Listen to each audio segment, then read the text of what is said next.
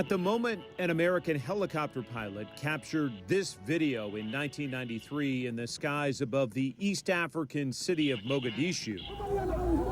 The streets below were loaded with guns, simmering with tension, and sheltering a man on the United Nations Most Wanted list, an elusive general turned warlord, the target of dozens of America's most elite troops. We had our target secured and located and loaded on a truck within 20 minutes. The next 18 hours was survive. Army Ranger John Burns was 25 years old and in the fight of his life with fewer than 200 Americans on the snatch and grab mission in the middle of a hostile city facing thousands of Somalis shooting at them from every direction.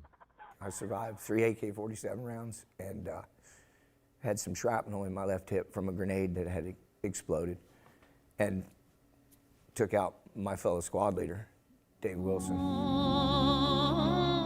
The urban gun battle stretching over 2 days is defined by 3 words that later became a book and a movie title, Black Hawk Down.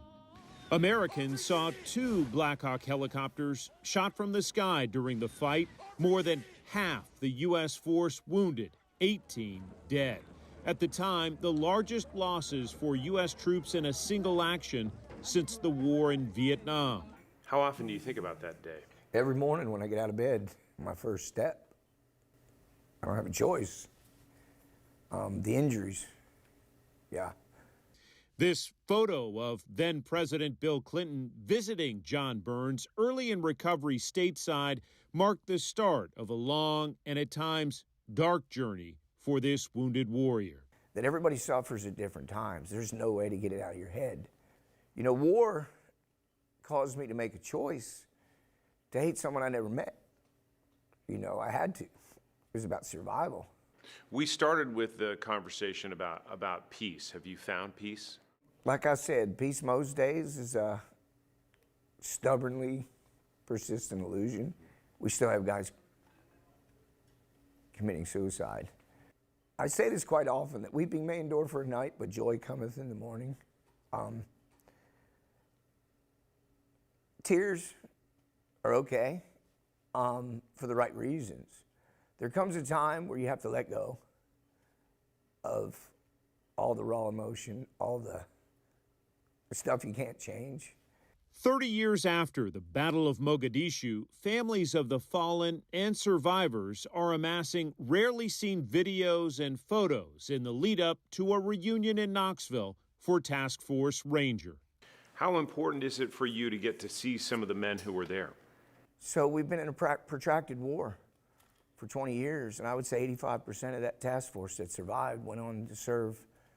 I have one friend that's been in 500 sustained gunfights. So this is the first time that our nation's not at war, that a lot of these guys are home. How do you honor those men that were lost that day?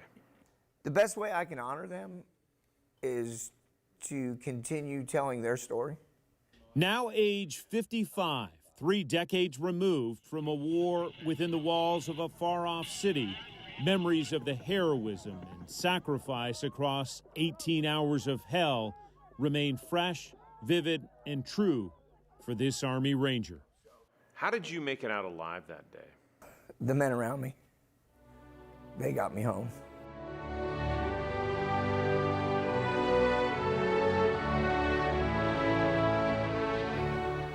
That Ranger will be among a group taking part in the Mogadishu Mile on Saturday morning, October 7th, a public tribute to the dead and survivors.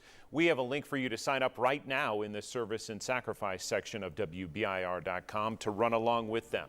I asked that veteran if the movie did justice to the story. He pointed out Black Hawk Down lasts about 144 minutes. You'd have to watch it back to back about 8 times just to understand the full length of that bloody gunfight in Somalia.